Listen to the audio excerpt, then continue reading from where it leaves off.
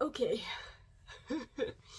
Hi and welcome back to my channel. I am Caspian and I read a lot of books, mainly library books. And I'm here today with a new reading vlog, the start of a new reading vlog. So it is currently the 14th of September, it's a Sunday, and yeah, I think I will film for like a week what I read and hopefully just end with ending a book or something like that. So today is Sunday and I scheduled rest and leisure today. So for like the first half of the day I had to actively keep myself from doing any work because I was like, but I want to do this and I want to continue this, and I just felt like I was pulled into it, but I'm just like, this isn't healthy. I'm gonna start this reading vlog with some reading update, okay? So I am currently reading The Tainted Cup. So I started this yesterday and I'm already about 125 pages in, mainly because I have read so much today. So today I've just tried to let everything else be and just focus on resting and doing things that give me energy and give me rest. So that means a lot of reading, some booktube, you know, leisurely watching, and then I took a bike ride that lasted about 40-45 minutes to just be outside because the weather was okay. And with okay I mean it's fall, so the temperature is dropping here in Sweden, but I was still able to go ride my bike with just shorts and a t-shirt. It was cold, a little chilly when I started, but I'm so glad I didn't put more clothes on because I was warm when I came home, and it was just perfect. So that's gonna be 3 things I've been doing today. Booktube, reading and riding my bike, and then eating things, you know, lunch and fika and whatever. So I've been reading this one, The Tainted Cup by Robert Jackson Bennett, I think his name is. And so this is a fantasy mystery. I think it is labeled as, or yeah. So this is a fantasy mystery and it's a completely new like world building system for me, and it did take some time to get into it, and I quickly realized that I just have to let some things go when I don't understand them. So there are 2 things in this book that is helpful. The first thing is that there is a map, and this map just confused me, of course, in the beginning, and I tabbed the page so that I can find the map easily. So there's a map, and so now that I'm into the book, like, yeah, then it really is helpful to get like a visual. And then there's a list that's called Military Ranks of the Great and Holy Empire of Canum, from highest to lowest. So there's a list like highest and lowest, and our main character is the 3rd to the lowest. So he can command the other 2 below him, and his superior is on the 5th from the lowest, in the middle of this list. So yeah. So in this book we follow Din and Anna, and Din is he's the one that is 3rd on the from the bottom up. And his job is to assist the investigator, that is Anna. Din is an engraver. So in this world there are enhancements you can do, or like changes you can do to your not only your appearance but to your mind and to your body, to enhance your abilities in different ways, like your memory, your strength, your yeah, there's a lot of things. And I don't really know what Anna's enhancements are because she doesn't really talk about it. She avoided topics or the topic. But Din, we know he is an engraver, and an engraver is a person that has taken a pill, basically, that alters his mind so that he remembers everything literally.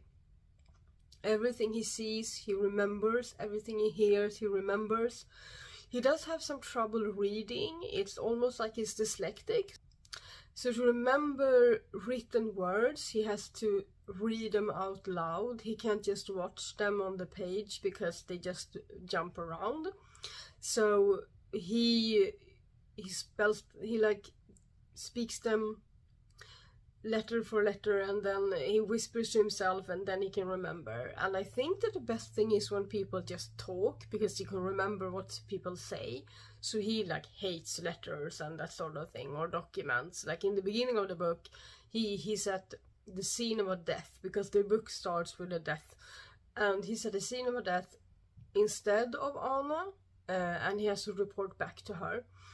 And the dead person has like a small leather notebook, and then sighs like, oh no, I have to engrave this. I hope it's not like much in this. And then you get to see him remove it and walk so that people aren't near, and then he like almost stammer forth all of the writing in it so he can engrave it in his mind, and then he returns the small notebook back to the dead body.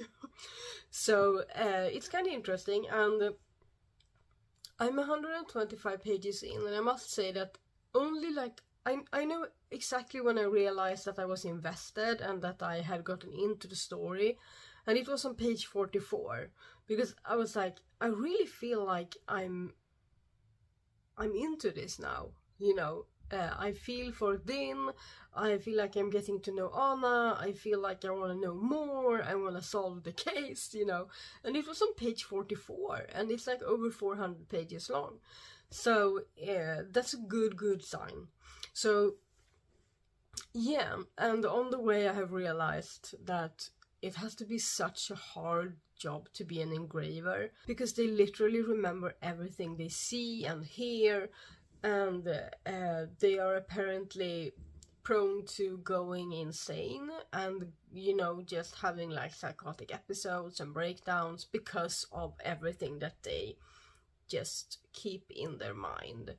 So they can get help with that, but it's still hard, and it feels like every enhancement you can do in this world has a downside. And like if you opt for being stronger, and or like, because there are a way for people to become taller and broader and stronger, so that they can literally like lift big bricks and stuff. So, and that takes years off of people's life, even decades, because it takes the toll on a person, and everything is for the greater good of the empire. So yeah, I think those are the things I want to just mention right now. And I don't think I want to mention too much about the case. I think you know by now that I you know, I get a lot of attachment to like the emotional aspect of the book, or my emotions towards the book and the people and their personal developments and the relationships and that sort of thing. And I think yeah, we'll see what I talk about moving forward. But I'm almost a third way into the book, and depending on how it goes, I will see when I finish the book, I guess, and then we'll see what I read after this one. So see you soon. Hi everyone. So I'm in the woods on a walk. I have a very restless dog with me, so I'm not going to speak for long, but I just wanted to share something. But apparently now is the season of a very popular outdoor sport here in Sweden. I don't know the name of it in English, but I'm going to put the Swedish name at the bottom, maybe you can Google it. But so basically it's people go out into nature with a map, and alone or in big groups.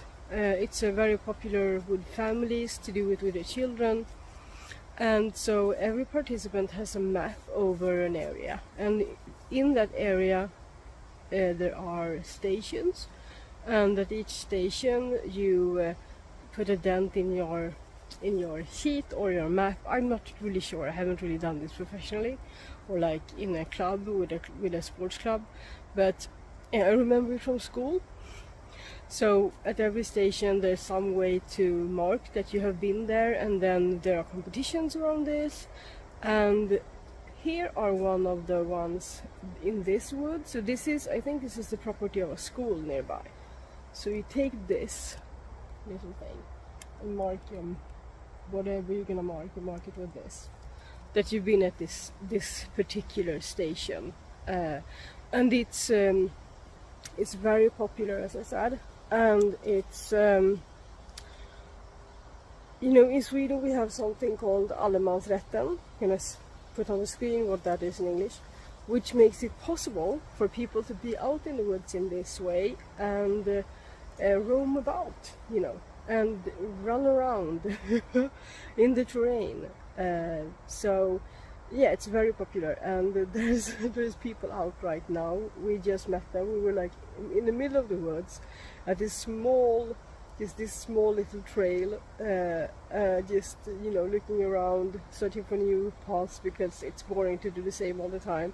And then all of a sudden there's this kid just running from behind and past us. And I could see on the clothes that he was out there doing this sport. And then I heard some more people, and it's like a Tuesday 12:30. So yeah, it's just a regular Tuesday, but I think this is a school. They probably have one, like an outdoor day, and this is one of the activities that you can probably choose, or maybe it's just for that. But there's not many of them. I've only seen and heard a couple, so it's probably not something for the whole group or the whole class. It's just a few people that chose this activity. So there's a lot of this going on in Sweden, especially in the fall and in the spring, when we're able to be outside. A lot of schools have outdoor activity days, and this is an activity that's really popular. And yeah, so I just wanted to share. You see the thing behind me. Sometimes it's like a little yeah, they can look different, but there are always these colors, like bright red and white, and then something to, you know, make a dent in a way.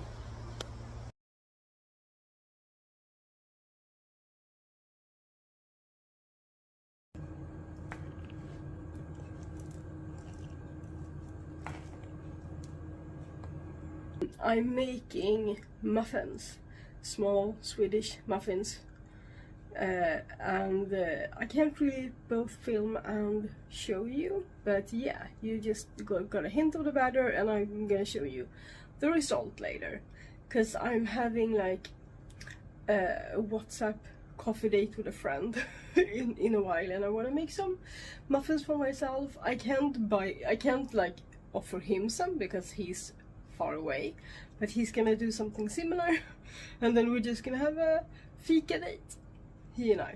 So I'm looking forward to that. So I'm gonna get back to my baking and show you the results.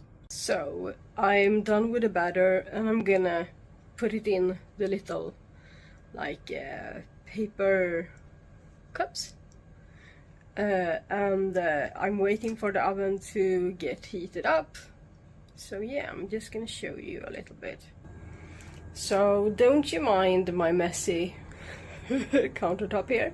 So this is the batter, it's chocolate, and the last time I made quite strong chocolate, and so my partner decided, or I asked him if he would like me to do them more like milky chocolate this time, and he said yes please.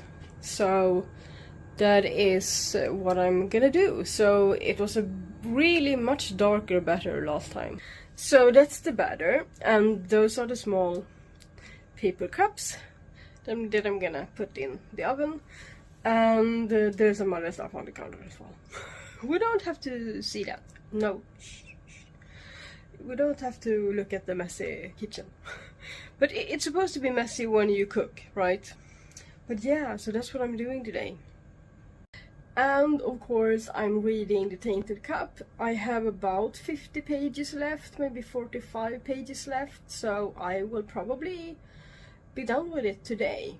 So I will get back to you later, both with the finished muffins and with the book. Probably the muffins first, and then the book this evening, because it's now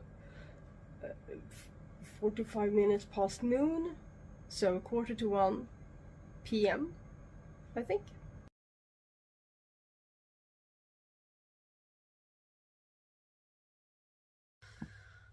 Hello everyone. So I'm sorry for the very old t-shirt. I've just taken a shower and I'm going to bed in like an hour or something, and this is kind of a pajama shirt, or I use it as such, but it's clean, I'm clean, everything's clean. So yeah, I prefer to sleep in old t-shirts. So I didn't really feel like putting on something else this time of night, so I hope you forgive me.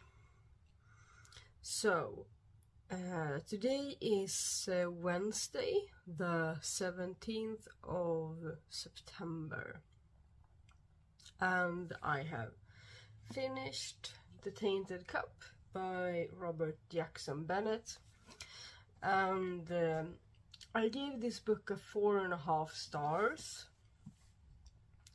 So I really enjoyed it. As I said before, it took me just 44 pages to really feel like I was engaged in the book, and I just flowed from there. So it hasn't been a struggle. I've wanted to find time to read it. So why a half star off? I might consider rereading this if it takes too long for me to get the second book. I just put myself on the waiting list for that one, and I'm only second in line, but there is not that many books, so you never know. I'm hopeful, but with what happened to Phantasma, I'm not sure until I hold it in my hand and it's my time to read, you know. So anyway, I might consider rereading this. It was a nice read. Now that I'm thinking about it, it was kind of a lot. There's a lot happening, and I wouldn't fancy rereading this soon. I would rather get the second book soon and read that while this one is fresh in my mind. But because the thought of rereading it is close to my mind, it's a high rating, and it's a mystery. I would call it like somewhere between fantasy and sci-fi, and not completely only fantasy because of the alterations that they can make to themselves and that sort of thing, like the science in this book. I don't know how much it would hold if you really looked at it close, but it felt more sciencey. In a fantastical world. So why the half point off? Yeah, because of the writing style. I think there was a lot of assumptions made from the author that we would understand, or I would understand, the reader would understand certain things, and I didn't really feel like we got to know everything we could about the world building in the pace that we should for full comprehension. So like in the beginning of the book, even though I really got into it very fast, it's kind of fast paced, and a fast paced book with a world building like this I think requires that you get to know things at the same pace, and I didn't really feel that with this book. There was a lot of things that I just had to let go of to really enjoy the book, to let myself enjoy the book. Because if I would have paused every time I didn't understand anything, or every time I was like, what? Is this a real word or a made up word? Because there seem to be a lot of made up words in this book, and I didn't really understand them all. They weren't as plain, you know, they weren't as easy to grasp as in other books. And I think this might be like the language barrier, because even though I do speak quite okay English, it's you know, fantasy books and world building, it can be hard when you don't really have a sense of every word, because sometimes authors like put words together or play around with words that it takes a few more, you know, circles with the cogs in the head to comprehend before it click. And there were some things in this book that didn't really click for me in that regard. It wasn't that bad in the sense that I could get past it, I could just let things go. But please do not ask me to explain the world building or explain the science or explain the sciencey words. I know like the overall basics of it, but I there's a lot of things that I didn't really get a good grasp on. And I don't think I will in the second book either, because there are just some things that I think the author assumes that you should understand or know, and maybe you do if you're a native English speaker, like if you're an American or a Brit or yeah, somewhere where you're reading, you know what I mean. But yeah, so that's the half point off, basically. So I did really enjoy the book. There's some bisexual rep in this, I think, because the person that is bisexual, when I went on to Fable, the app, people said that this person was bisexual. But the only evidence we kind of get in this book is that he is clearly attracted to another guy and they like walk into the sunset together. But for if he likes women as well, the only evidence we get of that is that when he is subjected to pheromones from these ladies, he gets aroused. So I'm not really, it depends on what you mean by bisexual, you know, is it the pure sexual arousal and is that what you talk about, or is it the person's personal preference that you mean? So we don't really know more about that, but people tell me that there will be more clarity in the second book, so I'm looking forward to that representation, if that is the case. So, yeah, it's a mystery, and it's very interesting. I don't really know how to talk about this book. Maybe I need a day or two to digest it. But I do enjoy that the cover is connected to the interior, to like the story of the book. I do enjoy that. That's a good thing. So what did I like about this book? I really enjoyed the main character. I really enjoyed the mystery and how it unfolded, and all of the twists and turns in this book, and the pacing. I really did enjoy the pacing. One thing I felt rather curious was that there are a lot of like anonymous people in this, like people that they don't have a name. They are talked about in terms of their function in the society that we are guests in this book. Like, it feels like I was a guest in this book visiting this empire. So, and it was hard for me to really see any of the people in this book as humans because of how they were described. Maybe because of all the alterations they had done to themselves or been subjected to. They didn't really feel human maybe humanoid, but not human. It felt like it could be a part of Earth a lot of years from now, but at the same time there were aspects of technology that they didn't really have. I'm not sure what I think about, like, is it Leviathans? Leviathans? I don't know how to pronounce the word for some kind of biblical giant that they are fighting in this book, which seems to be, if I am correct in my assumption, something that this author has in a lot of his books, these giants, the biblical giants, and it just feels like a bit hodgepodgey. I don't know, it just feels like mixing something biblical like that with something complete, with a world that is very not human, feels in a way odd to me. But it also might be, you know, intentional in a way that maybe explore the world where these giants could come from. And one of the 9 worlds that I work with in my shamanic practice, or that is a part of my shamanic view, is a world of giants.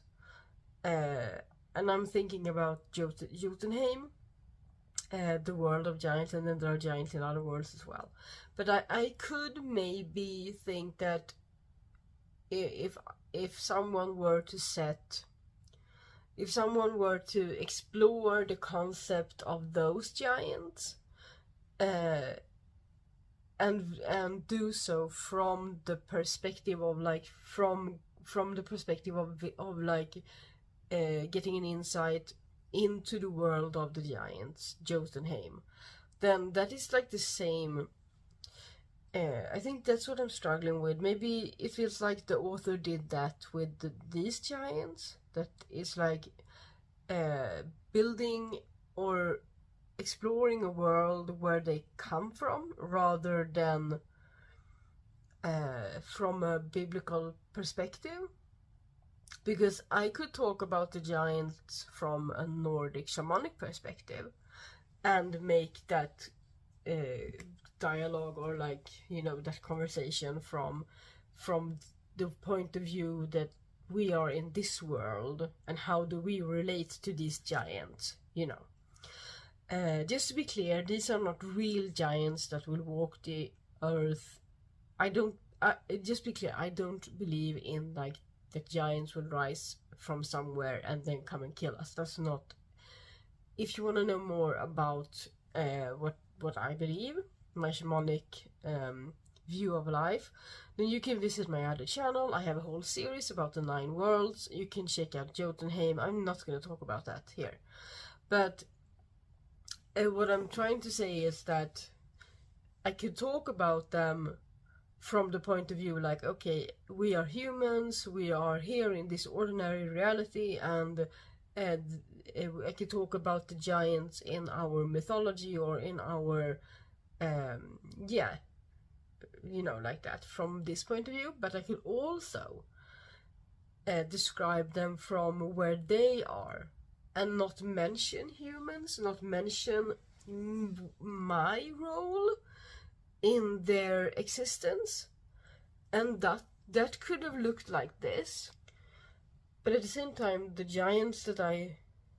concept of giants that I work with, if I were to visit that, if I were to explore that in a book, like the world of the giants, then there wouldn't be people in this sense, in this world, because the giants would be the people in that world. And it would be weird to set humanoids in that world as if they, you know, as if they ruled that world. Because in this book there's like a humanoid empire, and they try to keep these giants at bay.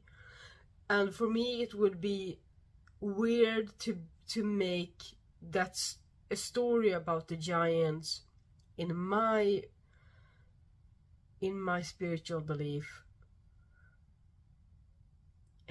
something that is set apart from humans and subordinate to humans in a way in that world, because that would be the world of the giants and I would be the spectator and I would be the visitor, I would be the explorer, but I wouldn't be the one ruling that world.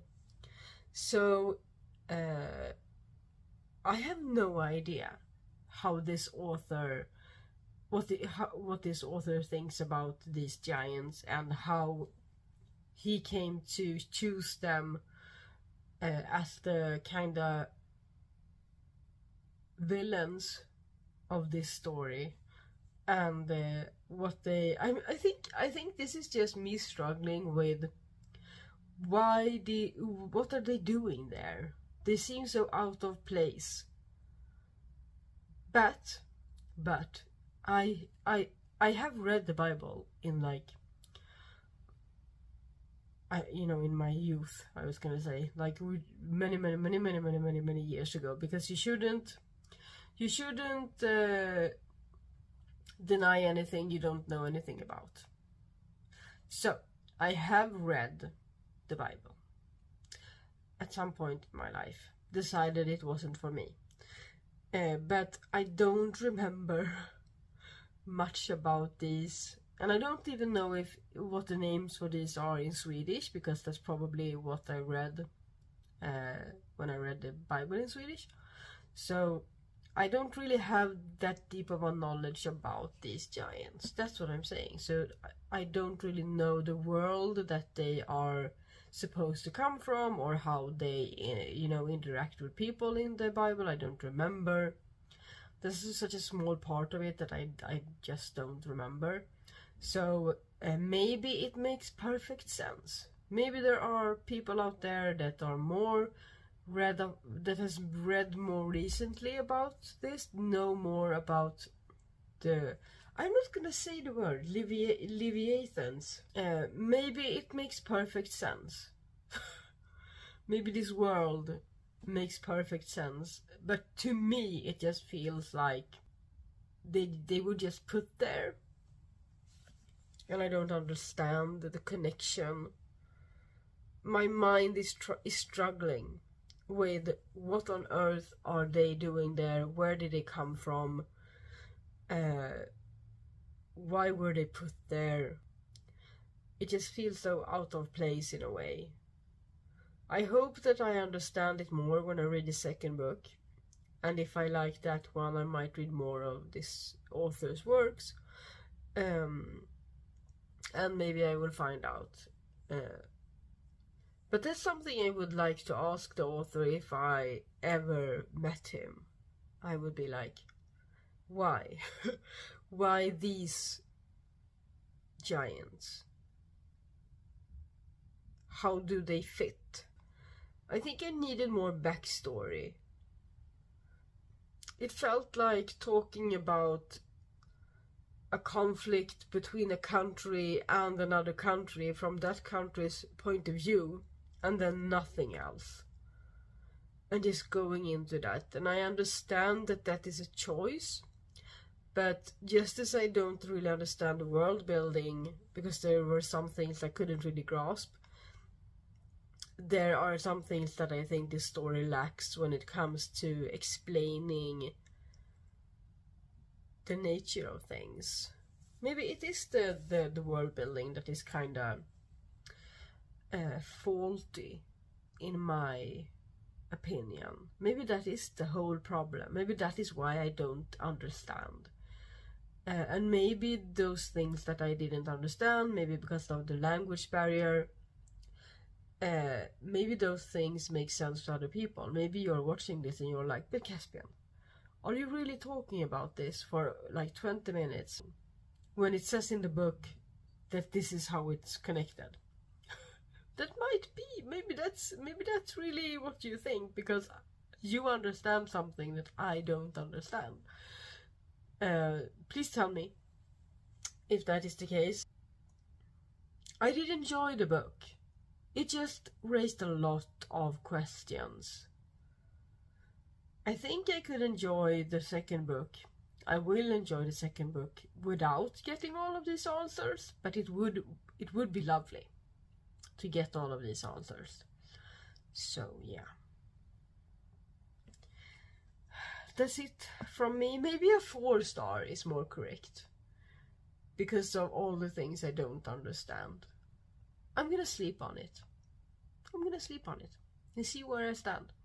So I don't know what I will read next, or if this is the end of this vlog. You will find out soon. Yeah. Hi everyone, and welcome back to this reading vlog. So yesterday I started reading We Solve Murders by Richard Osman. Let me just double check. Yeah, We Solve Murders by Richard Osman. So this is, as it says on it, from the best-selling author of Thursday Murder Club. So I'm reading it in Swedish, and I did so with all of the other books as well, because that is what was available at the library when I wanted to read them. So I am very well versed in the translation of this author by now. I think it's the same translator for all of the books. Let's see if I can just... yeah, I think so. So anyway, I had to pause the filming because there was a fly here and it went into my mouth. I don't understand these early fall, late summer flies that we have in Sweden that just are, oh, you have a hole in your face, let me check that out. It's like up your nose, in your ear, up your mouth. You're like, no. No thank you. You're not welcome in this space. So yeah, that was kind of weird. Okay, and I'm also cooking my lunch, making my lunch, so that's why I have this on. Anyway, back to the book. So I have read quite some in this. I think I'm on page 147 out of 410 or something like that. And I almost wish that I had talked about it before, like what were my expectations, and then came in here now 100-ish pages in and telling you where I am so far. So, but I'm gonna do my best, and I'm gonna start with what my expectations were. My expectations were that this was going to be an easy read, a fun read, because I really enjoyed the other books by this author, and I was like, this is going to be probably in the same, you know, probably going to give me the same kind of experience. And I was expecting it to be just, you know, light-hearted fun and but murderous. And I did not know anything going into this book other than what I had read on the inside flap of this. So it says like this, and let me translate for you. Steve Wheeler is enjoying his retirement. He's doing odd jobs here and there as a private eye, but he prefers his routines and what he's gotten used to. The quiz at the pub, his favorite bench, his cat that awaits him when he gets home. He considers his adventurous days over, the adrenaline rushes. He leaves to his daughter Amy. Amy Wheeler, oh, his daughter-in-law Amy. Amy Wheeler thinks that adrenaline is good for the soul. As a lifeguard, no. As a bodyguard. That's the word.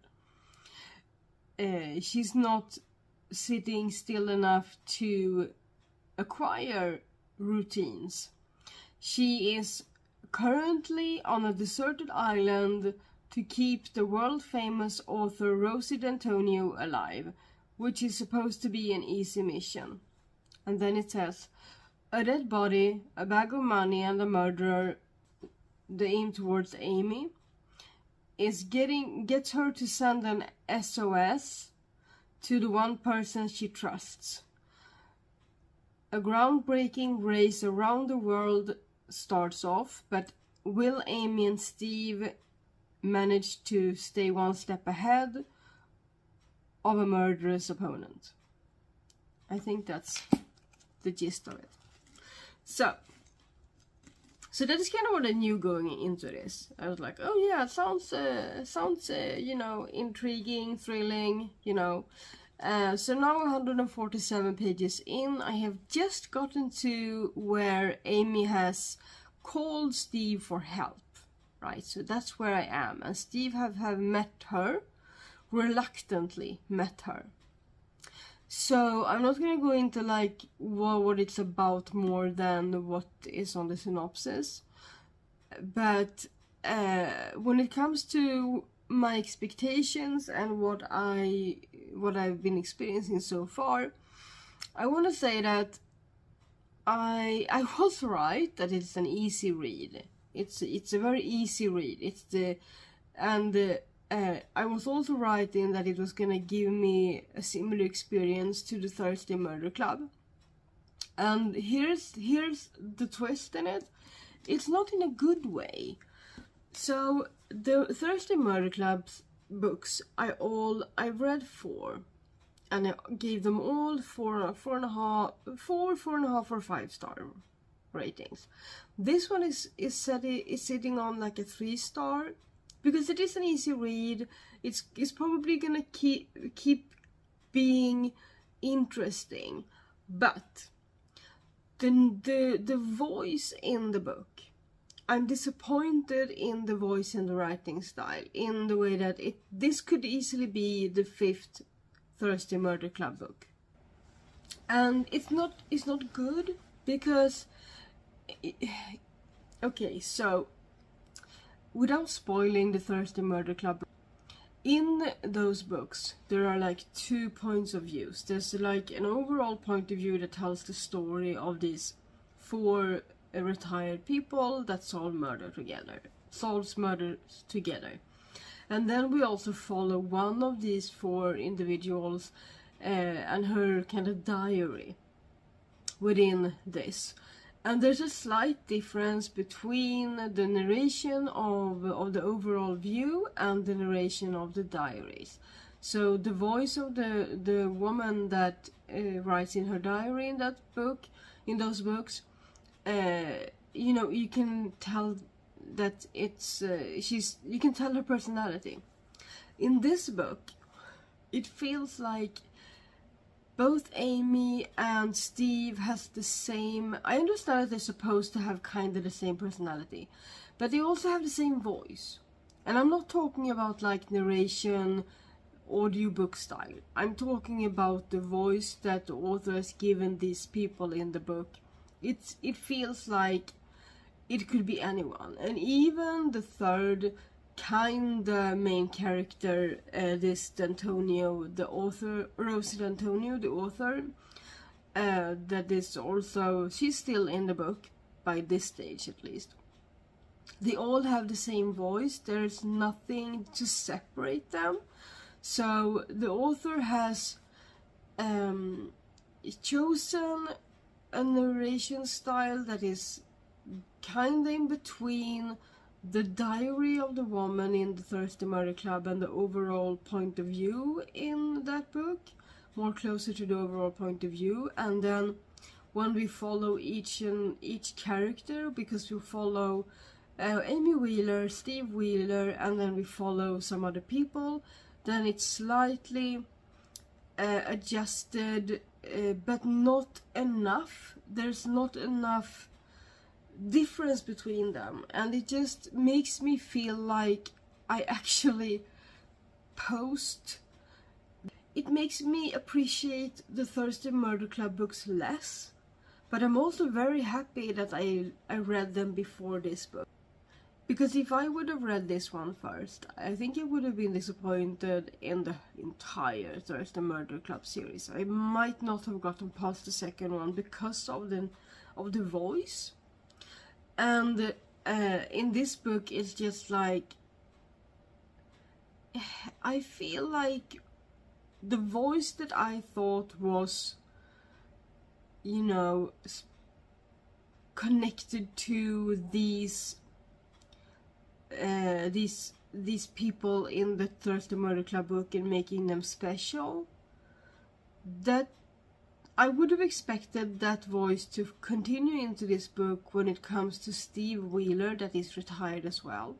I would not have expected it to also be in the voice of Amy, that is like 35, 40, I think she's 35 years old, something like that. And also Rosie, that is even older than Steve, I think, and also all of the criminals. It's just like I can hear the voice, and it's the same person. They're so similar in the voice that they have been given. It just makes me hear the author, and I don't want to hear the author, because if you followed me for a while, you know that I am not very fond of books where the author has a voice, like when the author is narrating the story alongside, and this feels like that's all it is. And it's, I don't know guys, I just don't think that there is a difference in the voice, and I'm not a fan. So it's still an easy read, it's still enjoyable, it's just something that irks me, you know. So we'll see what I think when I continue reading this book. Maybe I will get back to you sooner rather than later, if something changes and maybe I change my mind, or I will get back to you when I'm finished with the book. And today it's Friday the 19th of September, and I haven't read anything today. It's 2 days ago since I started this book. I started it on Wednesday when I had finished my other book, The Tainted Cup.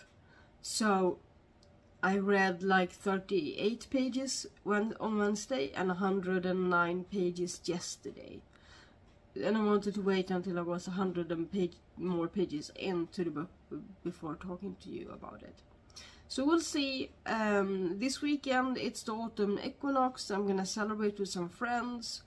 And yeah, we'll see how much reading I will get done during this weekend. I will talk to you soon.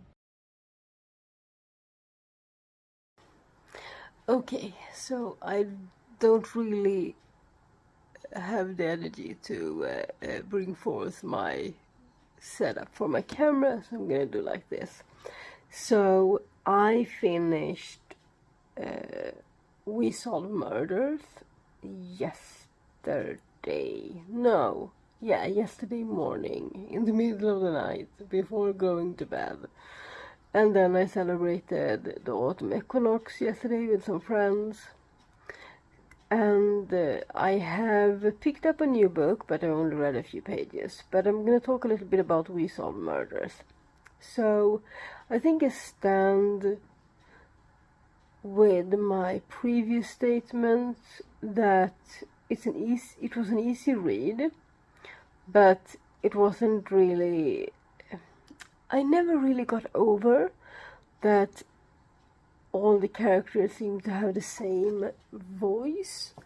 I didn't really get over that. I didn't really enjoy that part of it. So it was somewhat thrilling. It wasn't thrilling, but it had its moments of twists and turns, and it was an interesting read and an easy read.